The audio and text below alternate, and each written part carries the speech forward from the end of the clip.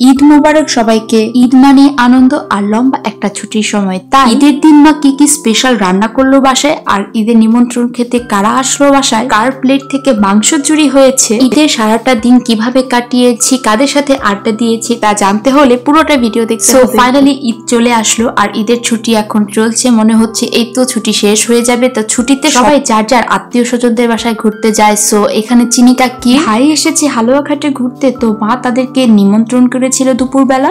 আর এখন যেহেতু আমিও আছি বাসায়, তাই বাসায় টুকটাক মা স্পেশাল কিছু রান্না বান্না করেছিল। এই তো স্নান টান করে এসে দেখি চিনি কাকু খাবার খেতে বসেছে আর গুপিও খাবার খেতে বসে পড়েছে। এখন হবে গুপির প্লেটে হামলা। তার আগে চিনি কাকু আর চিনি কাকির ভালোবাসাটা একবার দেখুন।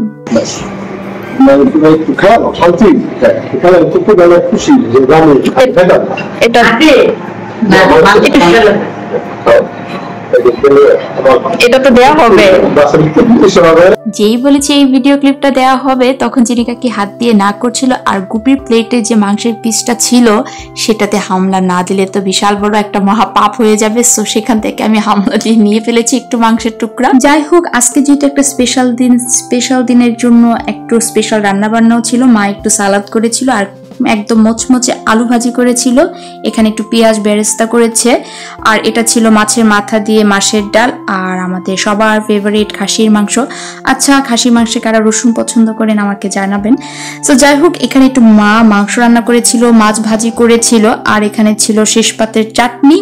সো চাটনি ছাড়া তো খাবার দাবার পুরাই অসম্পূর্ণ থাকে। আর লেবু, যারা লেবু পছন্দ করে তাদের জন্য লেবু রেখেছিল।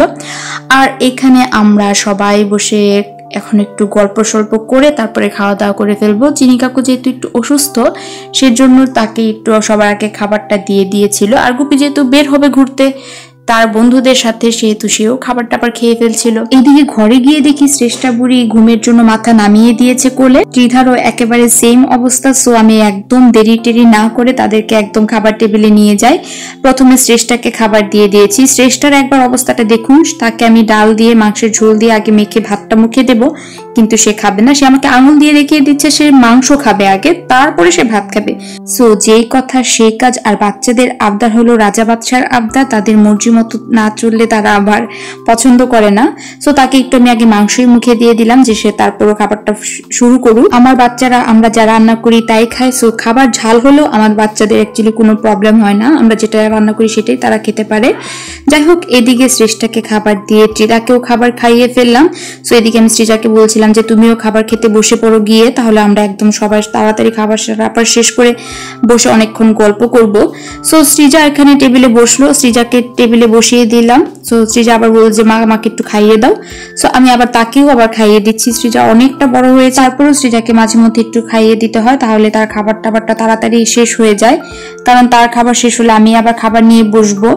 সো শ্রীজাকে খাবার টাবার খাইয়ে দিয়ে আমি আমার প্লেটটা একদম সাজিয়ে গুছিয়ে নিয়ে বসে পড়েছি। তো আমি এখানে আমার খাবার নিয়ে নিয়েছি। এখন আরাম করে শান্তিতে বসে একটু খাবো, কারণ আমার 3 বাচ্চার খাওয়া দাওয়া শেষ, মানে আমার একদম মাথা ঠান্ডা। এই তো আমরা খাওয়া দাওয়া শেষ করে ফেলেছি। এবার খাওয়া দাওয়া শেষ করে চলে যাব একটু ছাদে। আসার পরে এখন আমি ছাদেই উঠিনি আমাদের বাসার। সো সবাই বিকালবেলা একটু ছাদে চলে গিয়েছি। ছাদে গিয়ে কবুতরগুলোকে দেখতে পেলাম। গুপি যখন ক্লাস 9-এ পড়ে তখন এই কবুতরগুলোকে গুপি কিনে এনেছিল। সেখানে এই 2টা কবুতর থেকে গুপির এখন অনেকগুলো কবুতর হয়েছে। সো কবুতরগুলো দেখতে খুব ভালো লাগে। এই কবুতরগুলোর নাম কি আমি জানি না, আমাকে জানাবেন অবশ্যই। যাই হোক, এখানে বাবা, চিনি কাকি আর রূপা মামি সবাই ডিসকাস করছিল এই স্থলপদ্ম ফুল গাছে কি রকম ফুল হয়, কি কালার ফুল হয়, তারা এসব ডিসকাস করছিল। আর এই তো গুপির কবুতরগুলোকে দেখতে কিন্তু খুবই সুন্দর। আমাকে নামটা অবশ্যই কমেন্ট বক্সে জানাবেন। সো বিকালবেলা চলে এসেছিল সাথীদি, আয়ুষী আর শ্যাম। সাথীদি হচ্ছে আমার আপন জ্যাঠাতো বোন। তারাও কিন্তু ঈদের ছুটিতে মামার বাড়ি চলে এসেছে। আর ঈদের ছুটিতে বাসায় আসলে সব ভাই বোনদের সাথে দেখা হয়, কারণ সবাই একটা লম্বা ছুটি পায়। এখানে আয়ুষী একটু দোল খাচ্ছিল, তারপর শ্রেষ্ঠা একটু দোল খাচ্ছিল। দোলনা দেখলে আসলে আমি নিজেই এখনো দোলনায় উঠি। সো বাচ্চাদের আর দোষ কি? এই দেখুন সাথীদির অবস্থা, সাথীদিও দোলনাতে উঠে পড়েছে। এই তো আজকের ভিডিওটা কিন্তু আমার একটু বেশি বড় হয়ে গেল, যেহেতু সারাটা দিনের ভিডিও ছিল। সো আজকের ভিডিওটা আমার এই পর্যন্তই। সবার কেমন লাগলো আমার ভিডিওটা সবাই অবশ্যই জানাবেন, আর ভালো লাগলে একটা লাইক করে দিবেন। So tata.